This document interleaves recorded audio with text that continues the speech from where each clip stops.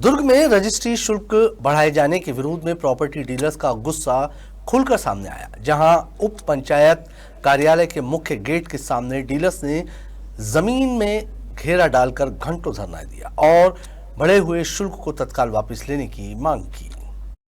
प्रदर्शनकारियों का कहना है कि नए शुल्क आम नागरिकों पर अतिरिक्त बोझ डालेगी, जिससे प्रॉपर्टी रजिस्ट्री की प्रक्रिया लगभग ठप हो सकती है। उनका आरोप है कि सरकार ने अचानक शुल्क बढ़ाकर आम लोगों को परेशान कर दिया है। प्रदर्शन की जानकारी मिलते ही पुलिस और तहसीलदार मौके पर पहुंचे और समझाइश देने की कोशिश की। करीब 1 घंटे चली चर्चा के बाद प्रशासन ने प्रदर्शनकारियों का ज्ञापन स्वीकार किया और मामले की रिपोर्ट उच्च अधिकारियों तक भेजने का आश्वासन दिया। इसके बाद ही धरना समाप्त हुआ। फिलहाल प्रॉपर्टी डीलर्स ने चेतावनी दी है कि अगर शुल्क वृद्धि वापस नहीं ली गई तो आंदोलन को और बड़ा रूप दिया जाएगा।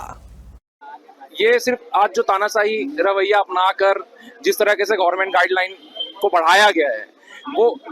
एक जायज रूप से बढ़ाना समझ में आता है, लेकिन ये 4 गुना 5 गुना एक बार में बढ़ा देना, जो चीज 500 की थी आज वो चीज 4000 की कर देना, ये चीजें बिल्कुल नाजायज है। ये गवर्नमेंट लगातार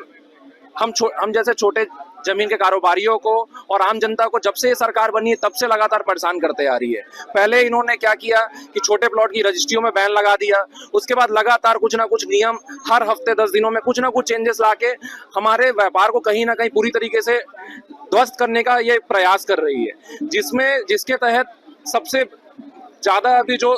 खतरनाक चीज उन्होंने किया है वो ये किया है कि गवर्नमेंट गाइडलाइन इतने ज्यादा रेशियो से बढ़ा दिया है कि जिसका सीधा सीधा असर जो है वो आम जनता की जेब में पड़ेगा, हमारे व्यापार में पड़ेगा, और ना सिर्फ हमारे बल्कि एक बहुत बड़ा तबका, क्योंकि अगर जनता जमीन नहीं ले पाएगी तो घर कैसे बनाएगी, और घर नहीं बनेगा तो छोटे छोटे मजदूर वर्ग के लोग, चाहे वो छोटे से रेजा कुली क्यों ना हो, चाहे छड़ रेती ईटा गिट्टी से लेके जितने भी इस व्यापार से जुड़े हुए वर्ग के लोग हैं, सबके जेब में इसका असर पड़ेगा। देखिए, प्रॉपर्टी डीलर लोग आए थे और यहाँ पर पंजीयन कार्यालय में इनके द्वारा ज्ञापन देना था। रैली के रूप में हिंदी भवन से चल के यहाँ आए थे, क्योंकि सुरक्षा व्यवस्था बनाए रखने के लिए हमको यहाँ रहना जरूरी था, तो उस दृष्टिकोण से हम लोग सुरक्षा व्यवस्था बनाए और इनके द्वारा शांतिपूर्ण ढंग से रैली निकालकर ज्ञापन दिया गया है।